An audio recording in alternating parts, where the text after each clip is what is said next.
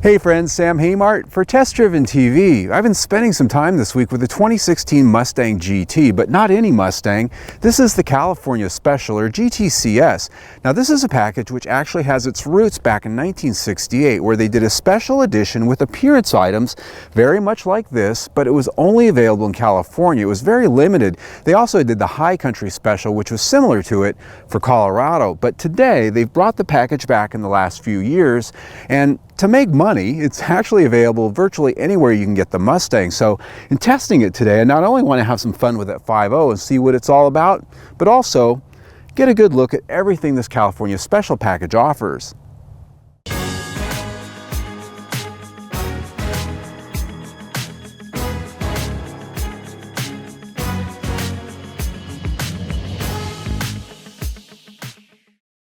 Checking the option box for the California Special costs you about $2,000 on top of the Mustang GT Premium Coupe or the convertible, the base trim level you can get it with. And like back in 1968, it's got a lot of little things that add up for a very unique look. Starting with the stripes, you get them down on the lower rockers, front to back, and on the hood. They're well done, I think, but don't actually say GTCS on them like they used to. The fake gas cap emblem on the back does say it though, and the rear deck spoiler is finished in gloss black, which gives a Boss 302-like vibe. Up front is a bigger splitter down low, the same as you would have found on the 50th anniversary edition, and anchoring the look is an offset tri-bar pony emblem set on a unique black grille that has some pretty nice detail in it if you look close. You get unique 19-inch aluminum wheels, black of course, and the blacked out trims continue with things like the side mirrors and those cool sequential tail lamps out back. Also black are the new for 2016 turn signal hood vents, which are a throwback to the 1967 and 68 Mustangs. I have to admit, I was very excited about these hood vents until I got behind the wheel and realized I can't see them. I'm 5'8", 5'9", and I'm just at the point where they're blocked by the hood bulge. And even if you were tall enough to see the one over here on the driver's side, you can't see the one on the passenger side no matter how tall you are. So really, I hate to say it, but they're a gimmick. They're a bone thrown to the MCA crowd who probably wrote letters and complained because they didn't offer up their blinkers. There's little in the cabin you're going to find gimmicky though. The interior is one of the best to be found in a Mustang in terms of materials quality, fit, and finish. It still has a dual cowl design, the original made famous, only with a modern spin or two. The instrument cluster still has the same 2-dial design as the old one, but has a modern-day text screen in the middle with all manner of customizable displays. The steering wheel too is quite well done, with a lot of controls that somehow remain easy to use and navigate. The California Special package does bring some unique things to the interior though, namely special black leather seats with GTCS embossed logos, red accent stitching, and some very nice Mico suede inserts that really hold you tight. This theme continues to special door panel inserts and carpeted mats, and as you'd expect, there's a special dash plaque. Mustang people just love their dash plaques. There are two things I need to talk to you about with this interior. First of all, these seats. They're very comfortable. I love them. And the reason I have to really talk about them is because these are the factory seats. They're supportive, they really grab you snug, and in this car they have some nice features like heating and cooling, and of course they're power adjustable. And the reason this is important is because the last Mustang I test drove had the Recaro seats, which were a pretty expensive option. And a lot of people think, well, if I want really good seats, like if I'm going to take it on the track, or if I just want really supportive seats, I have to get those Recaros. Well, what I found with them is that they're uncomfortable, they hurt, they're painful to sit in for more than 20 or 30 minutes, at least for me. They grab right into you and they just make your back hurt. But these seats, in my opinion, are not only comfortable to sit in all day long, but the side bolsters, both on the bottom and here on the sides, grab you just as tight. You're going to get just as much support here as you do if you're on the track with those Recaros, I think. That's the first thing. The second thing is this new Sync 3 infotainment system. If you watched my reviews before and heard me talk about my Ford Touch, the old system that used to be here, you would have thought it to be the devil incarnate the way I described it, because quite frankly it is. My Ford Touch was absolutely the worst infotainment system on the market. It was distracting, difficult to use, slow to respond to your touches. Everything that you could possibly describe it as was bad, but this is all new, completely new look, but it's not just the look. This has a completely new hardware back end, It's faster, it responds to your touch better, and the menus are completely redesigned. I love it because it's not only simpler to use on the go, but connecting your phone, it's a one-step process now. Before with my Ford Touch, you had to connect it once for music and a different time to use it as a phone. Here, you do it at one time and it always works. It's just, I really do like it. Now, I'm not a techie, to be quite frank with you, so I'm just going on about how simple it looks, how simple it is to use, and how well laid out the menus are. If you really, really want to get into the details of this, I suggest get with my friend Alex at Alex on Autos. He's got a YouTube channel. He does great reviews, in depth on this kind of stuff. He's just much better at it than I am, but I think we've got a winner here.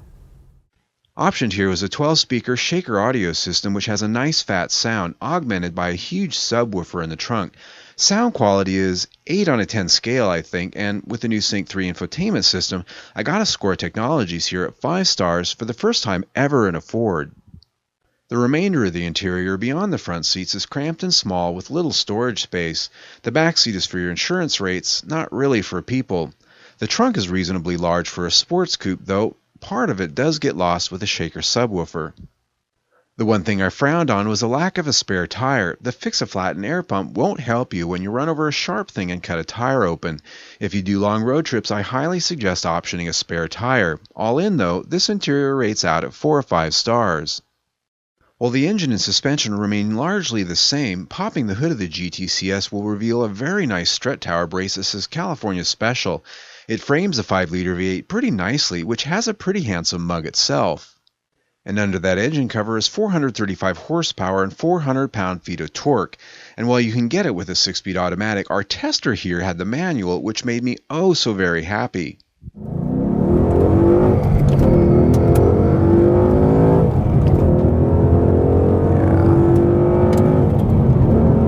Yep, that's what I'm talking about. Woo! This is one nice sounding motor.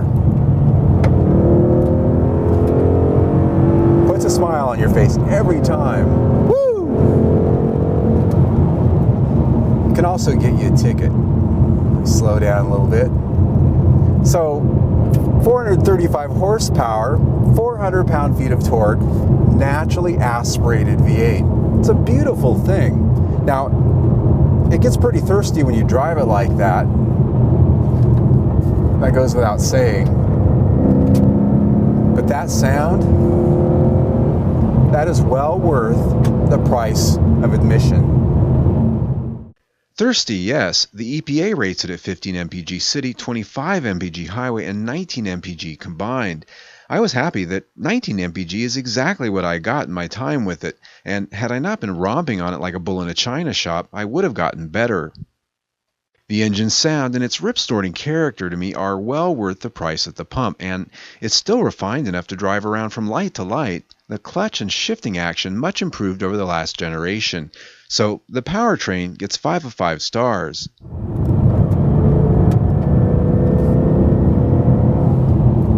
Having test-driven this car quite a few times now, I can tell you without a shadow of a doubt, this is one of the best handling Mustangs they've ever built. The new independent rear suspension and the dual ball joint front suspension do a great job of making this feel world-class, dare I say it. Now, is it perfect? Well, no. There are a few things that I have noticed here, particularly when you accelerate and when you brake, there is a lot of squat and dive. As I come into a corner here, I really do feel that front end diving down in there, and of course the weight of this engine has a lot to do with that. This isn't quite as balanced as the EcoBoost with the 4-cylinder. You do know you've got the weight of that V8. It doesn't push badly, but you know it's there. It's worth noting that the GTCS does come with the stock GT suspension and brakes, which are on the softer side. If you want more in the handling department, you'd have to go with the performance pack instead. Still, it's a nice balance of handling and fun, which I score at 5 of 5 stars. Now, I've been a Ford enthusiast much of my automotive life, but even I have to admit that their quality, fit, and finish are not always all that, and here, it manages to be better than average, particularly in the rattles and squeaks department. There were still some body panel alignment issues here and there that obviously they consider normal, that I don't. Quality Fuel scores in at 4 of 5 stars. When it comes to safety, the IIHS has not yet tested the 2016 Mustang in their full battery of tests to be eligible for a top Safety Pick Plus rating or not. It has been tested for the moderate overlap crash test, in which it earned a good rating, as well as with the head restraint and seat performance. All right, so I had a pretty good time with the car. That's pretty obvious, but I'm a Mustang guy. I've owned a lot of them, so it's kind of like home to me in a lot of ways. And of course, I had a car in 2004, exactly the same color. It was a Mustang GT convertible that was all dressed up like a Celine. Very nice car in competition orange. So I love this color. It is hard to take pictures of. The cameras don't always quite pick it up, the nuances and whatnot. But all of that aside, couple housekeeping items. We did a complete video of an underhood tour of this car. You can see that by clicking on the link down below in the information section. Also, we test drove the EcoBoost version of this Mustang just last summer. Also, that link down below in the information section. So let's get to the specs here. This one right here, we're priced at about $42,000. That's pretty spendy, but to be honest with you, if you look at, well, a little bit of recent history. Let's look at a 2004 SVT Cobra. That car was nearly $40,000 12, 13 years ago. It had 390 horsepower. It had the independent rear suspension, but it didn't have any of the quality, the refinement, and of course the finesse that this car brings to the table. And then of course you've got all the technology features that you can get in this car today. That car didn't even think about. So when I think about value, I'm looking at this price thinking, it's not that much more than the car was a dozen years ago, and it's so much more car. So I think it's a pretty good value. And when you look at the fuel economy here, yeah, it's pretty thirsty, 19 mpg. That's what the window sticker promised, but that EcoBoost I tested just last summer, 21 mpg is what I got with that. So we're only a couple of mpg off, and we've got well over 100 more horsepower. So it really sort of kills the argument for buy the EcoBoost to save fuel, because you lose a lot in the translation with that car, where this one, you've got that ba-boom V8 that just, it makes the car, I think. Anyway, so when you put all this together and we talk about value, I think we're at 5 stars. When you put that in with everything else we've already talked about, we're at 4.5 stars for the week. Not bad at all. I'm Sam Haymart for Test Driven TV. I hope you enjoyed the ride.